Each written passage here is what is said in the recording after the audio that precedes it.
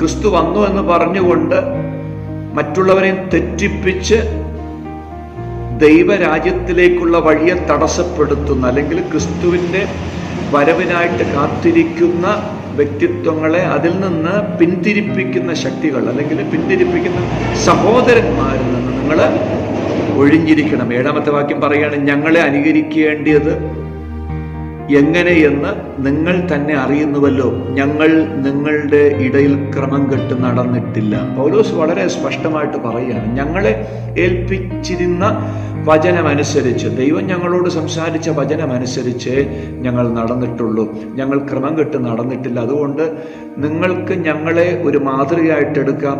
ഞങ്ങളെ നിങ്ങൾ നോക്കിക്കഴിഞ്ഞാൽ മനസ്സിലാകും ഞങ്ങൾ ഇതുവരെയും ദൈവത്തിൻ്റെ വചനം വിട്ട് തെറ്റിപ്പോയിട്ടില്ല. കാരണം ഞങ്ങൾ അറിഞ്ഞ ഈ ദൈവത്തിൻ്റെ വചനം ഞങ്ങൾ പ്രമാണിച്ചു. ആ പ്രമാണിച്ച ദൈവത്തിൻ്റെ വചനം നിങ്ങളിലേക്കും നൽകി തരുന്നു